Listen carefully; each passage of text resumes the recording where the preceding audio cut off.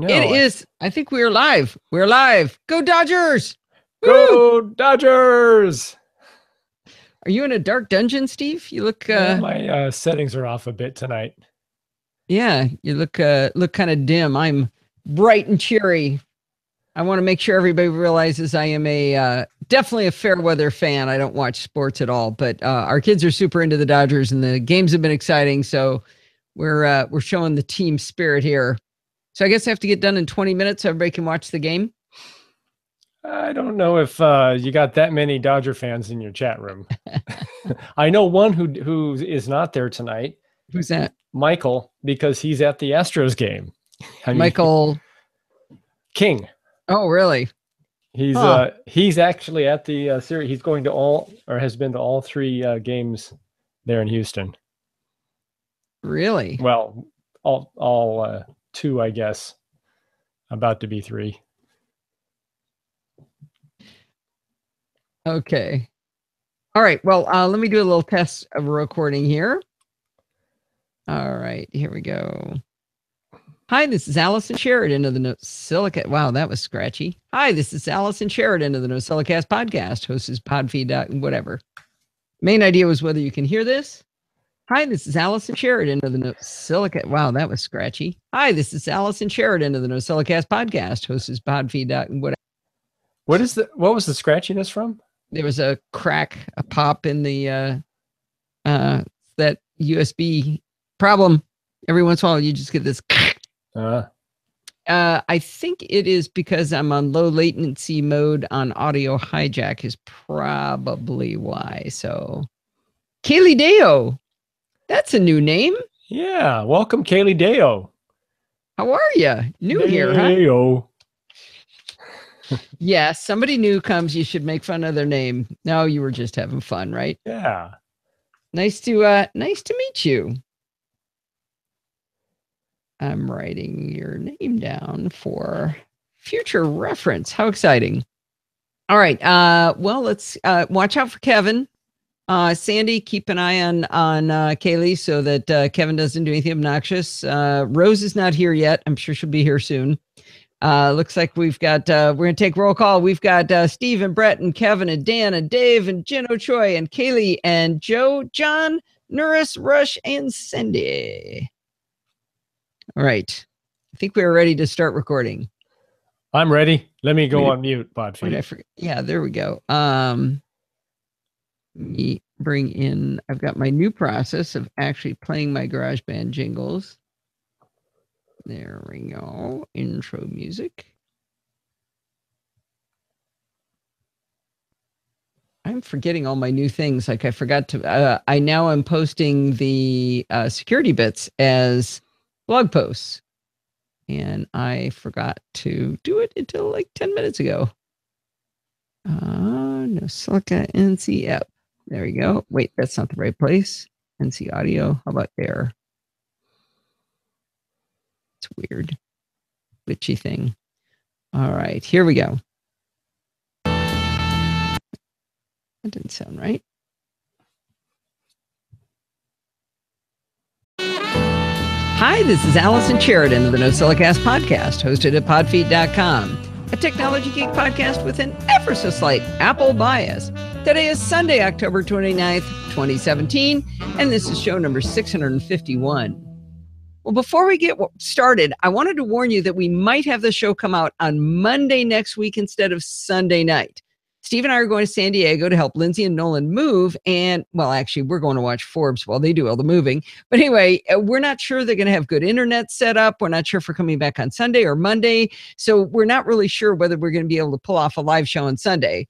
Or a show at all on Sunday. So it still could be on Sunday if we come back here, but I just kind of wanted to warn you it's going to be up in the air. So the best thing to do is keep an eye on Twitter, Facebook, Google Plus, and the NosillaCast news if you want to come to the live show. So just wanted to warn you and make sure everybody knows that not sure whether it'll be on Sunday or not. Well, Chit Chat Across the Pond this week is another installment of Programming by Stealth. In 42 of X with Bart Busschots, it's finally time to tie all the bits and pieces we've learned together, and we create our first web app. Armed with our HTML, CSS, jQuery, and JavaScript knowledge and our cellular automata prototype, Bart walks us through how to bring the game of life to life. See what I did there? Anyway, it's a lot of fun, and I understood a great deal of it. Not going to lie, it wasn't 100% this time. Anyway, you can find this episode in your podcatcher of choice by searching for Programming by Stealth or Chit Chat Across the Pond. I'm laughing because I wrote I Chit Chat Across the Pond. Apparently that is a... Well, you do. That is the truth. Yeah, I do me some chit chat in there. Okay, where is... I don't think it's I Chit Chat. Take that out. And I think I lost a parenthesis. Nope, but I got two dots there. Okay. Let me keep going there. I need a little title there. See?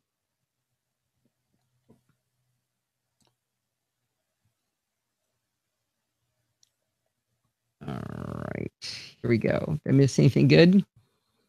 Nothing other than Kevin's been declawed and defanged.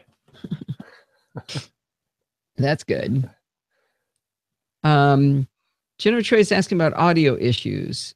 Is it just YouTube playback? Steve, is anything sounding funny to you? No, I did hear one glitch, which is similar to what you were talking about before, but it just happened once. Yeah, I heard it too. Clean now. Yeah, it comes and goes. There's not really anything I can do about that, unfortunately. All right, here we go. So it was iPhone 10 order week, and Steve and I both decided to try to get one. In a weak moment on the air during Daily Tech News Show, I said that since technically it was Steve's turn to get a new phone this year, if we only got one for the day one delivery, then he was going to get it. Well, sadly for me, that's exactly what's probably going to happen. Steve and I did everything right, though. We listened to all of the advice from people like Renee Ritchie and others. We read the blog posts about how to get everything ready ahead of time. We loaded the Apple Store app on 2 iPads and 2 iPhones. We went into our accounts ahead of time and picked out our model, and we favorited it so we'd be ready to just hit it instantly on that midnight call. Anyway, we even bought something small from the Apple Store app using Touch ID to be sure it was working, the credit card was set up, and everything was right. But on game day, when we furiously hit refresh on all 4 iOS devices, and we also, for grins and giggles, we had apple.com open on our Macs as well. I don't like the way I messed that sentence up. So on game day. But on game day, I changed my verb there for some reason.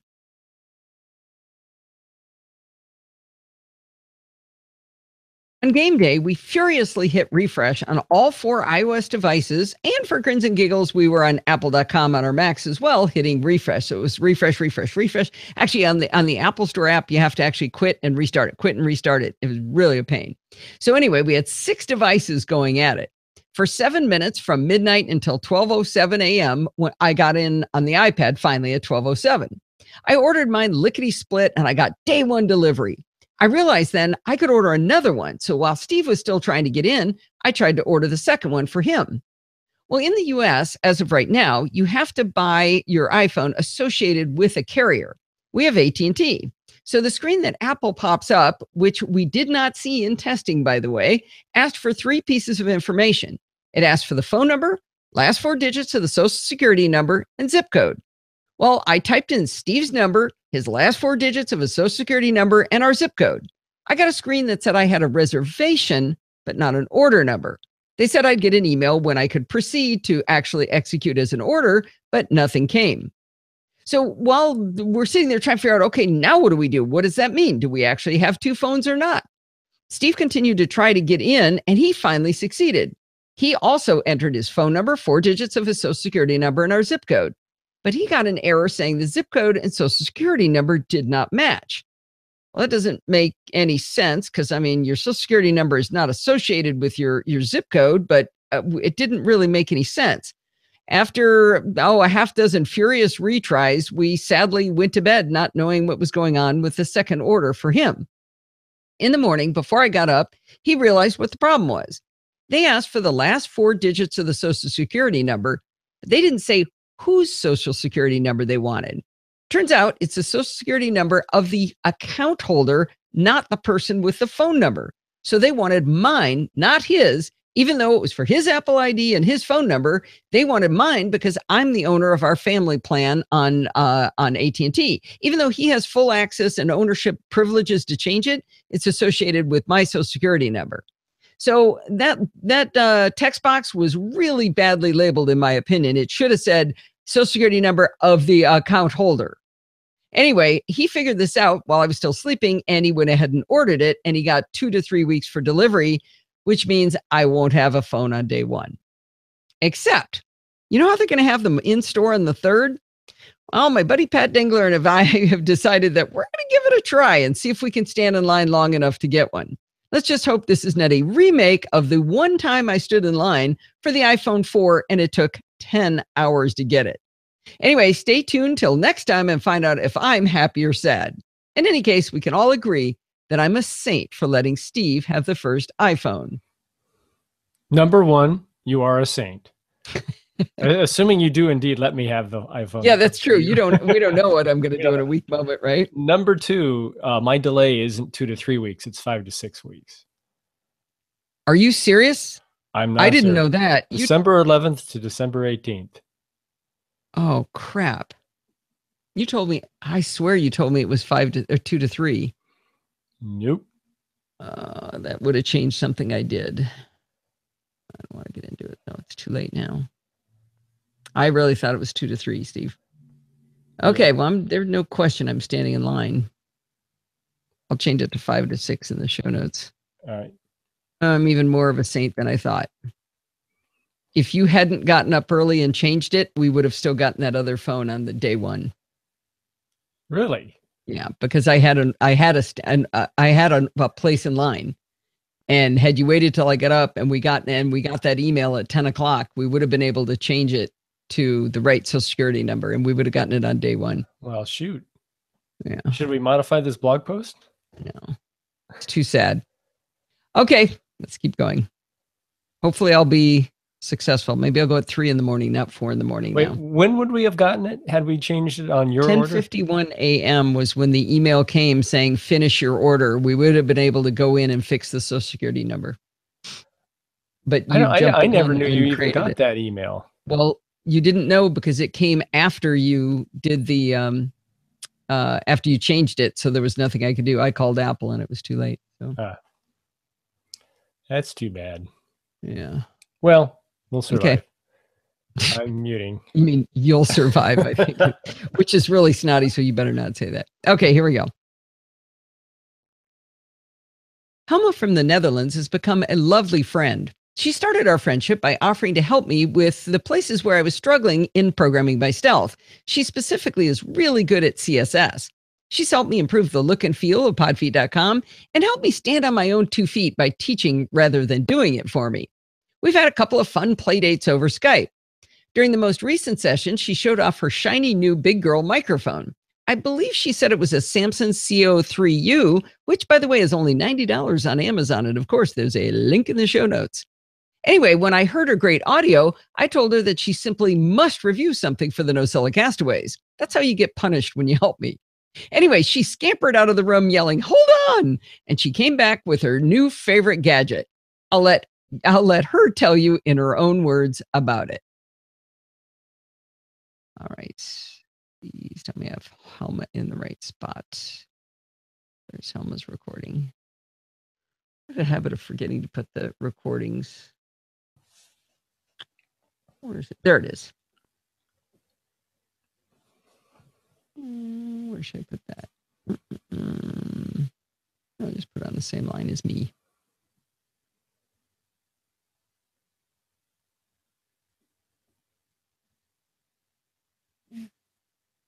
Or tell you in her own words about it.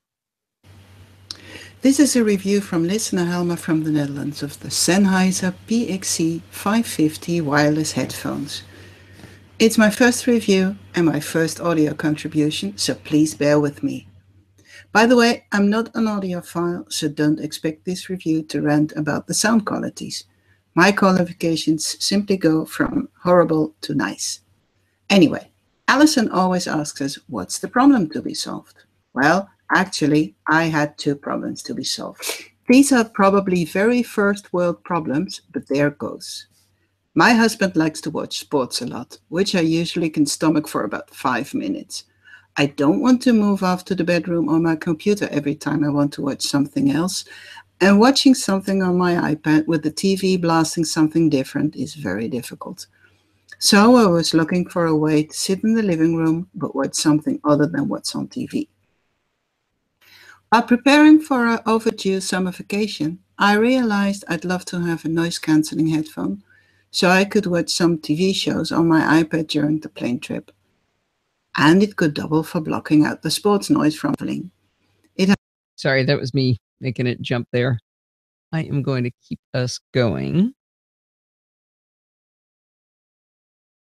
All right. On Allison's affiliate link to the Amazon page.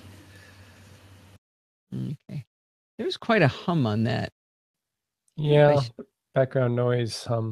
Yeah, I wonder if I should. She's cranked up a little bit though. No, it got amplified by my application because she was lower than me. Mm-hmm. I mean, I could go in and work on it in another tool. I should have listened to this with headphones. I think I listened to it right there. Let's see. I got a couple of spots I could. What do you think? Was it annoying enough? Well, I think it's going to get taken down a little bit by Levelator? No.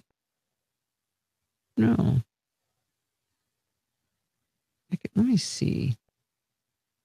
Do a quick check on this.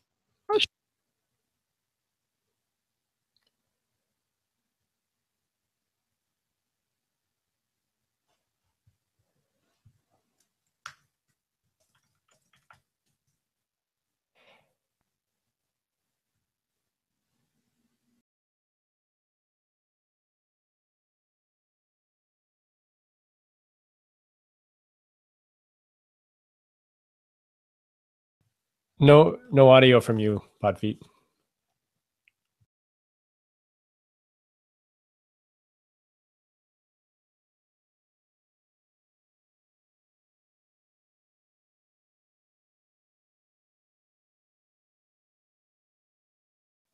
Nope. There it is. There you go. So that was interesting. I just tried to, that was really interesting. I tried to launch Audacity and my physical USB interface got muted. The audacity. The audacity. So I think I won't try to change this. Yeah. Sounds like too much. No, I want to find out if it does it again. That's a lot of sausage. Here, I'm hearing glitching when you're talking. Right now, you hear it when I talk? Yeah, just clicked a couple times. I wasn't recording, but anyway, let me try it. Okay, here we go. Yep, that's repeatable. That is so weird. The application Audacity.app cannot be opened. It opened and muted my my recording. You normally don't use Audacity when you're running the live show, right? No. That's like for scrubbing your It's got a really good noise canceller filter. Yeah. Okay, I think we're going to abandon that whole path and keep going. All right. What is next? Oh, okay, this one. So the next is Olympus. Okay. Here we go. Oh yeah, Kaylee. So if you've heard us talk about getting the sausage made, do you see this sausage grinder right here? Kevin, big in Virginia, actually mailed that to me for just this kind of purpose. Weighs about 50 pounds. I might be exaggerating a little bit, but it's heavy. It's heavy. I mean, if we ever have an intruder, I'm going to try to hurl it at them. Audacity mutes interface. That is so weird. So it's sending some kind of a signal down USB to mute this physical device. That's so bizarre. All right, here we go.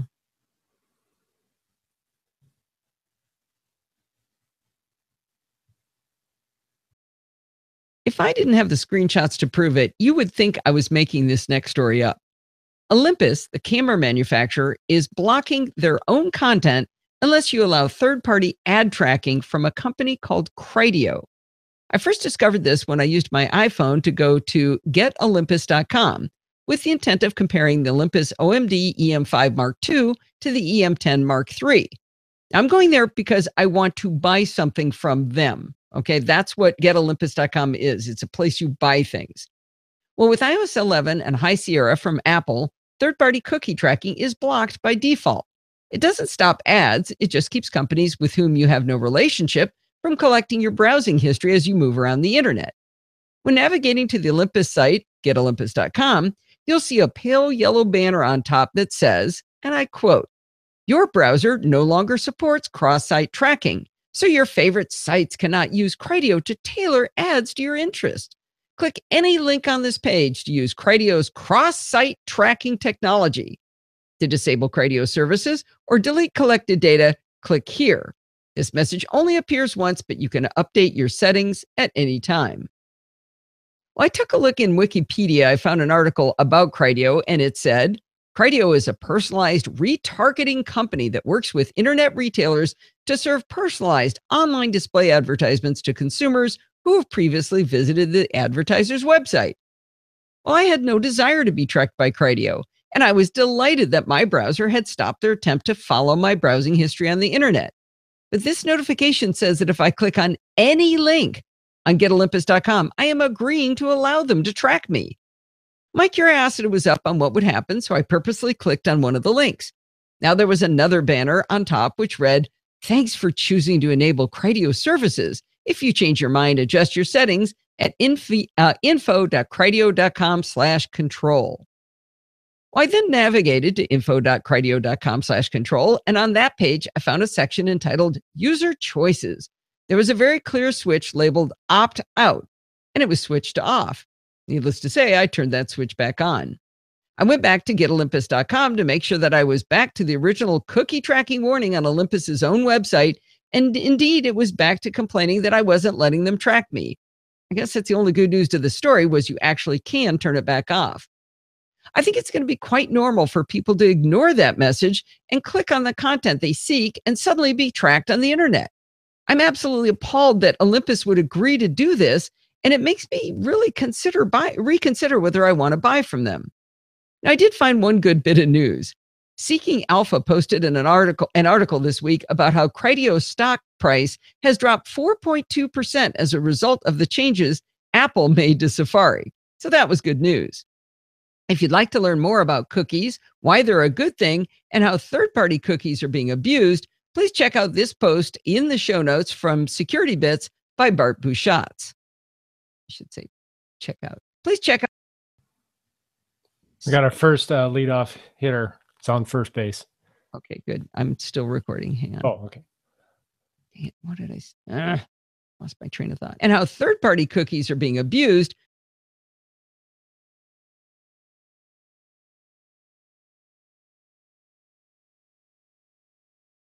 Check out the link in the show notes to Security Bits from Bart Busschots from a couple of weeks ago, where he walked through and explained every bit in detail about why you don't want these third-party tracking cookies, but that regular cookies are not a bad thing. Oh, wait till you hear this, Kaylee. It gets worse. It's this is more prevalent than I thought. So I'm going to do the monoprice one next. This is kind of a follow-up to the Olympus one. Yeah. Okay, here goes. Well, after I posted the article on podfeet.com about Olympus and the tracker company Criteo, Bruce Tyrell in our Facebook group, by the way, that's over at podfeet.com/Facebook if you want to join in, alerted me to the fact that monoprice is also, let me reword that. By the way, that's over at start.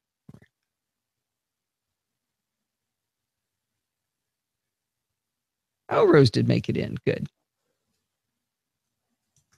After I posted the article I just read to you about Olympus and the tracker company Criteo, Bruce Tyrell in our Facebook group over at podfeet.com/Facebook if you want to join in the fun. Anyway, in that Facebook group, Bruce Tyrell alerted me to the fact that Monoprice is also doing this with ad tracker Criteo. If you're not familiar with Monoprice, they sell electronics at very low prices. Specifically, they're well known for inexpensive cables. Can you fix a typo there? It should be specifically known, not specifically no. Okay. See it? Which paragraph? Okay. What's the start of the paragraph? It's the second paragraph after I posted the articles. Okay. It's the very end of that. Got it. Well, I bought cables from them for years. So I went over to monoprice.com to check out what Bruce had said. And sure enough, there's that nasty Criteo banner. But get this, Monoprice has obscured the banner with a happy face and a bubble covering that pop-up that says, help us improve by sharing your feedback. I gave them some feedback, but it really bothers me. I think this is double nasty what they've done, because that little pop-up happy face message is covering up where it says, if you click on any link on the page, you've agreed to be tracked by Criteo. I only know what it says because I read it over on Olympus. I just couldn't believe that Monoprice had done that. Well, later on, after this happened, I mentioned that Monoprice was using Criteo. I mentioned it over in our Google Plus group, which is at podfeet.com/Google Plus if you want to join in the fun over there. Anyway, George from Tulsa responded by pointing to Monoprice's privacy policy. And I think this one paragraph is worth reading. They write, technologies such as cookies, beacons, tags, and scripts are used by Monoprice Inc. and our partners Google, Yahoo, Bing, Oracle, Criteo, and Steelhouse affiliates, or analytics or service providers, Google and Microsoft. These technologies are used in analyzing trends, administering the site, tracking users' movements around the site, and to gather demographic information about our user base as a whole. We may receive reports based on the use of these technologies by these companies on an individual as well as an aggregated basis. Okay. On the one hand, I'll try to find an optimistic way of looking at this. On the one hand, legally, Monoprice does have to have a privacy statement saying what they're doing, and they're quite open about what they are doing. And they put it in really, really plain English that they're tracking you individually. They're getting your demographics and finding out where you shop if you don't buy from them. They tell you they're following you around the internet.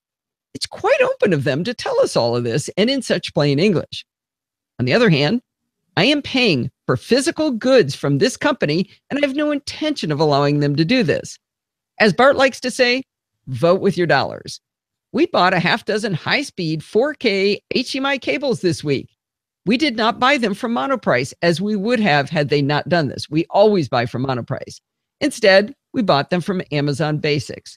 The cables were inexpensive, they were shipped for free, and we got them in one day. Hey, Monoprice, see this? It's my credit card leaving your store until you stop tracking us. I posted that to Twitter, and I made sure to tag them. Very good. The title of the article is "Vote with Your Dollars. Monoprice also using third-party tracking with Criteo." Rose found a typo, which I've fixed. Oh. What was that? Basically a repeated paragraph in Helma's post.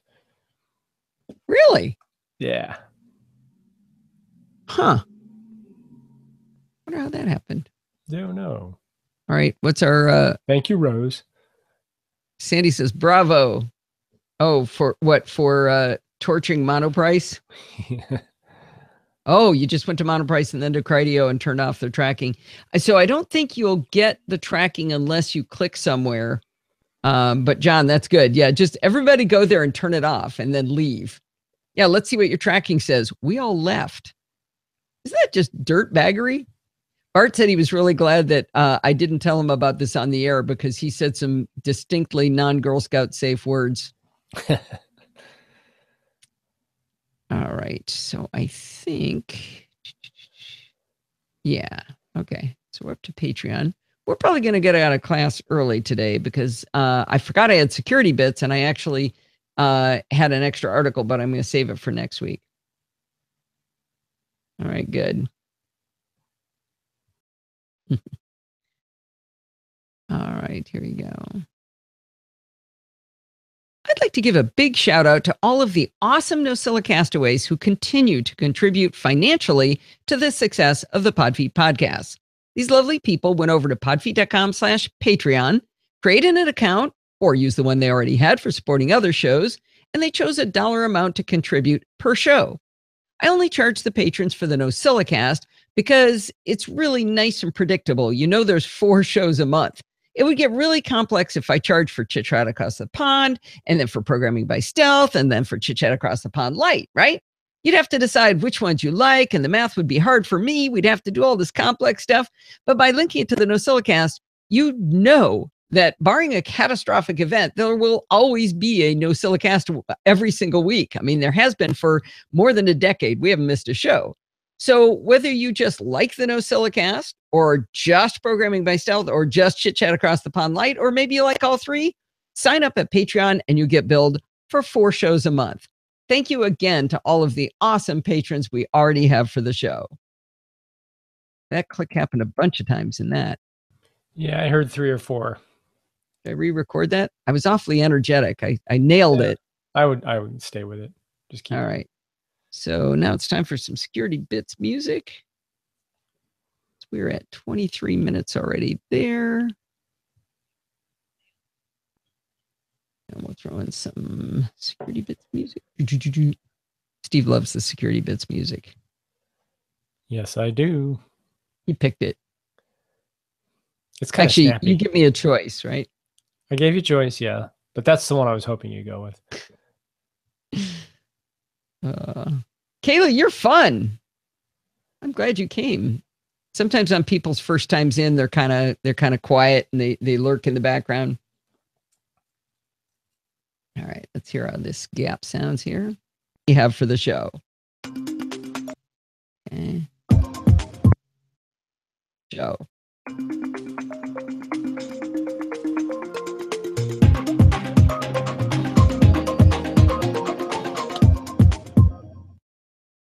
I'm gonna bring it up there. Well, it's that time of the week. I think I heard a click on that too. Well, it's that time of the week again. It is time for Security Bits with Bart Busschots. We got him, tricked him into 3 times in a row. How you doing today, Bart? I am doing just fine. It really is this time of the week, yeah.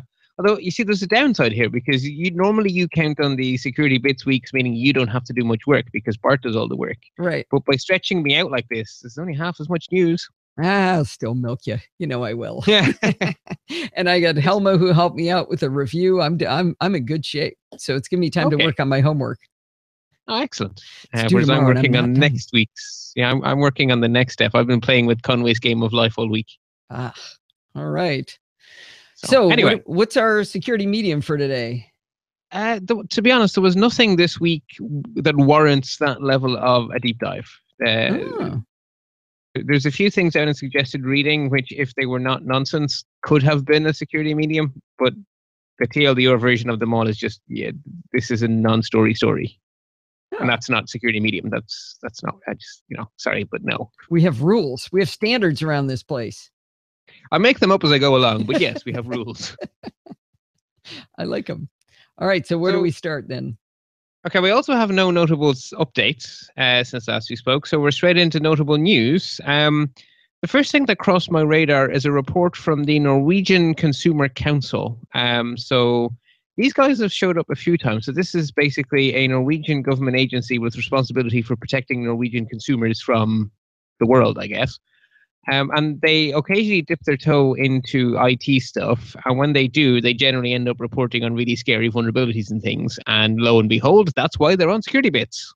Uh-oh. So what they looked at was smartwatches marketed at kids. So these are, the idea of this market is that as a parent, you give your kid these watches and they have cellular connectivity, but are not full cell phones. So the kid can't make calls and stuff, but they can contact you. And generally, they will have GPS trackers and a data connection back to a central cloud so that the parent can track the kid, but the kid can't surf the net. And so so that's kind of what these smartwatches are for. So that sounds like a good thing. You might want that, right? To know if your kid left school or snuck out of the house or something. Yeah, I mean, there are ethical issues. I mean, I listened to the guys on the Tech 45 podcast, and that's in Dutch. So I'm afraid myself and Helma can enjoy that, but I'm afraid most of our listeners can't. And But they were talking about it. Yeah, there we go. We do have actually quite a few Dutch listeners. Yeah, Nightwise can enjoy it. So they were talking about it, and they were, some of those are parents and they're techie people, and they were saying, look, I have found my family turned on, or find my, and my friends. And they said, but we have a rule in our family that if I track my kids, I tell them. Whereas a lot of people would use these same tools without telling their kids, and that's a whole different, so that's a whole ethical issue. But the technology as a whole is neither ethical or unethical, right? It's a tool, and as a parent, you choose to be open with your kids about the fact that this is what the tool does, or you don't. But either way, what you certainly absolutely positively want from such a tool is security and privacy. I mean, these are not free, so there is no reason that you should expect your privacy to be compromised. Unfortunately, the best way to describe these devices is IoT-like, because they are in a way IoT, and unfortunately, all of the terrible stereotypes which fit much of IoT fit these watches. They are a security train wreck, is what the Norwegian Security Consumer Council found. Random third parties can very easily insert themselves into the middle, start sending your kid, having conversations with your kid behind your back, start tracking your kid's location. Oh yeah, scary stuff. And obviously this is from a Norwegian point of view, but according to the Naked Security article, the vast majority of the products that were looked at by the Norwegian Consumer Council are also on sale in America. So this research by this Norwegian group is relevant to people outside of Norway too. And that's not surprising. I mean, who would make an electronic product and only sell it in Norway? That seems like an odd thing to do. Little bit of a small market share there. It is. So I guess the big takeaway is if you were thinking of buying one of these, to put under the Christmas tree, I would go and have a read of what the Norwegian Consumer Council found before making a buying decision. Yeah. Yikes. Okay. I didn't even know such a thing existed, but neither did I actually. It hadn't really crossed my radar before, but they do. It's good to know before you get your heart set on something. Yes. To not get your heart set on that. Exactly. So the next story that crossed my radar was there was an interview with the head of the IRS in the United States. And I mean, it wasn't particularly ear-chattering, but at one point he was asked, so how bad is this Equifax breach? I mean, how much of an effect is this going to have on tax fraud in the US during the upcoming tax season? And his answer was, on the one hand, reassuring. He said, it'll have no impact. You might think, oh, good. But you hear why? Because everyone in America is so badly hacked already, it made no difference. Isn't that essentially what you said recently? That while the Equifax thing is horrible, it was all out there anyway? Unfortunately, yes. So what he actually said was that every American should assume their identity has already been stolen and act accordingly. Yeah. I mean, it's good of him to say to be so frank and honest about it, but it doesn't make me happy. It is, it is newsworthy, so it had to go in as much as it's not good news. By the way, I did go listen to the Planet Money article that you talked about where they explain how the credit bureaus got started. I did really like it. It was fascinating how far back credit reporting bureaus existed and why and the history there. Didn't get a lot of information about today, but it was still pretty interesting.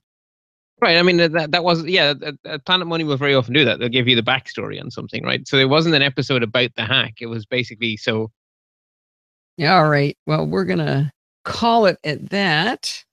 So it's important to note that Kaylee Deo has her own podcast. Oh, she does? Yes. Oh, I missed it. What is it, Kaylee? It is, see if I can find it. It's at the Zeta Geek Deo podcast. Zeta Geek. How do you spell it? Let me, I'll put it in the chat room. All right. See if he types it correctly. I'm copying and pasting. Okay. That we can trust. ZETTAI Geek Deo. That's what I'm leaning forward like that. I'm trying to see is that an I. Zeta Geek Deo podcast. Yeah. Cool. I want to find something on it.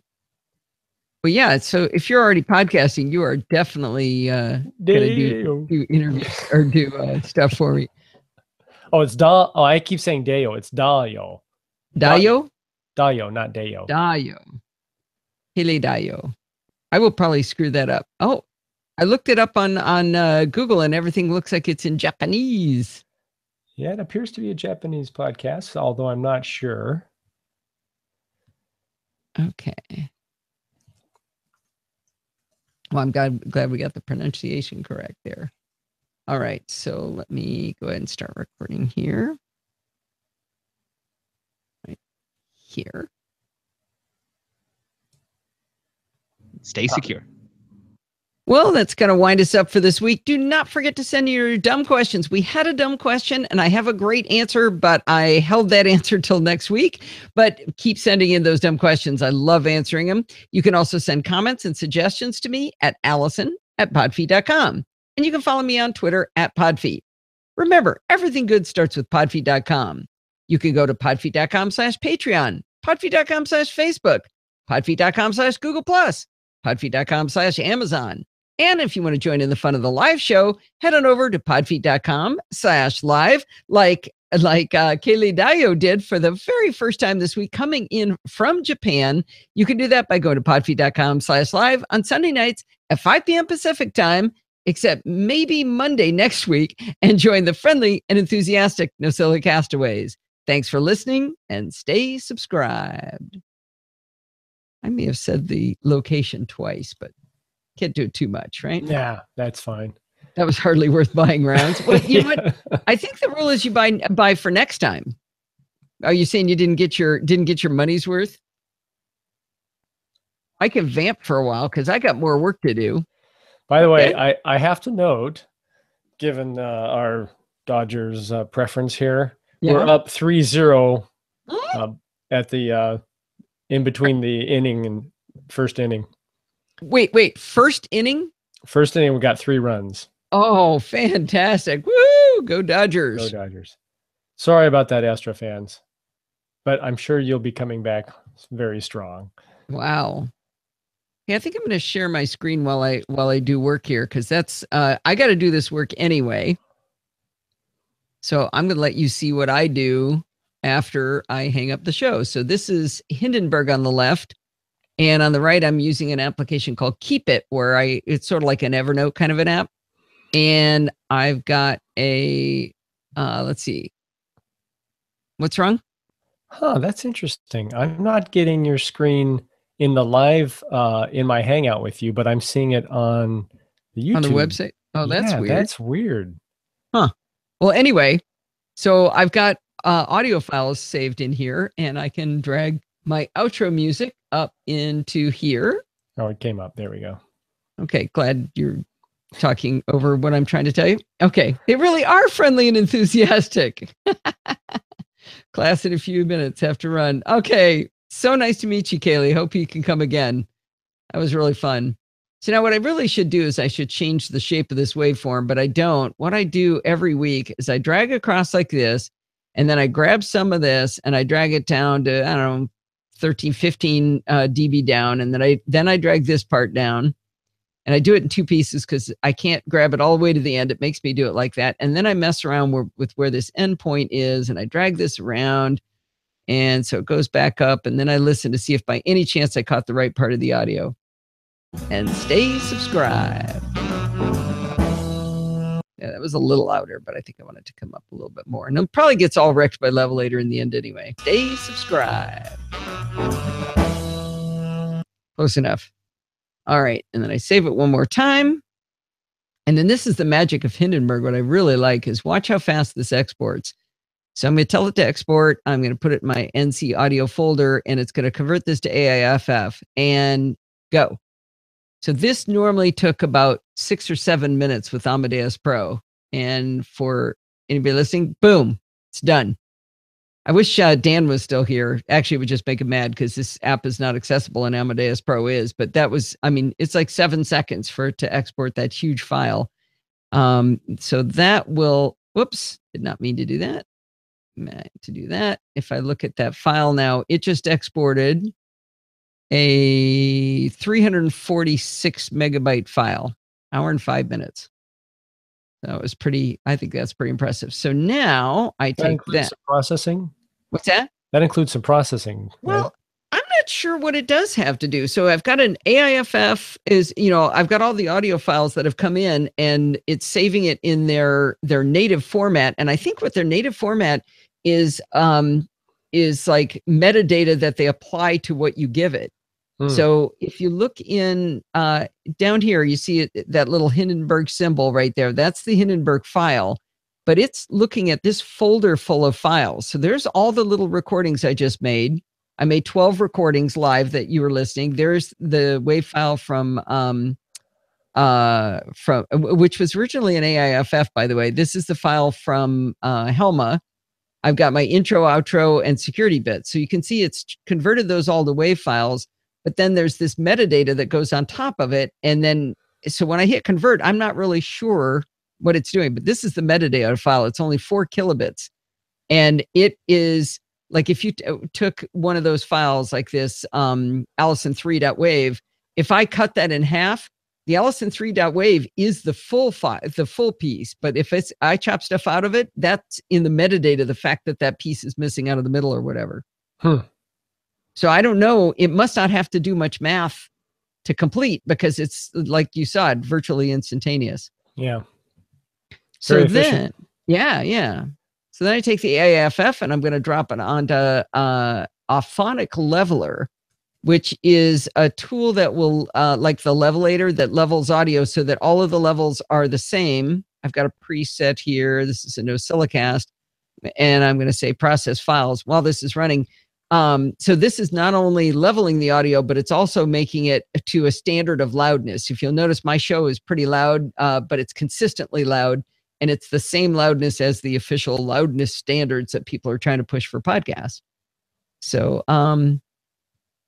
let's see, George says it must be running in the background and working in RAM. Yeah, I don't know. I don't know exactly what's happening. Bye, Kevin. Did he leave? Okay, we can talk behind his back. Yeah, I missed him. Oh, he's going to think you hate him. So anyway, this is creating this is going to create the MP3 file for me also. So I can quit this. And then I would start working on, actually I might send a blog again on that and do some edits. And then I'm going to put up Feeder, is the application that creates the podcast feed for you. I don't know how long you guys want to watch. You don't actually have to stay this late if you don't want to. I think people might want to see what's in that background desktop photo. Oh, they might? Check it out. Tell them how you did that. I call this speed limit 25. I have an Olympus OMD EM10, and it has a mode called Live View. No. Yeah, I think I did it with Live View, and it basically lets you watch an exposure be made. So you don't have to guess, do I want to watch this for 5 seconds or a quarter of a second? Because you never know. And you can actually see the trails going on. You can do star trails with it. It's pretty fun. I think the key to this, which is kind of subtle, is anything that is not changing, it doesn't continue to expose. So you don't blow out the things that are not changing. That's only the different. Things. Oh, that's not. Different this isn't it. No, this is a true fully open shutter without additional processing. And that's why the sky is so light. Yeah. Okay. Yeah, I do have a mode. Well, that's like a 5 second, 10 second exposure. Yeah, that other one is called live composition. So you take a keyframe shot, and then it only records what light is changing. So you can have a black sky, but star trails. And the tree that's in the foreground won't blow out your image too much. Right. Anyway, well, that's probably enough messing around. I think I'm going to let you guys go early, because if I do, then Steve will start making me dinner. I'm hungry. Plus, we're up 3-0, bottom of the first, or top of the second, I should say. Oh, the kids must be losing their ever-loving minds. That's awesome. Okay, I think I am going to say goodbye to everybody. And I forgot to kiss Rose goodbye last week, so I'm going to kiss her goodbye once, and then I'll kiss her goodbye again. Goodbye, everybody. Bye-bye.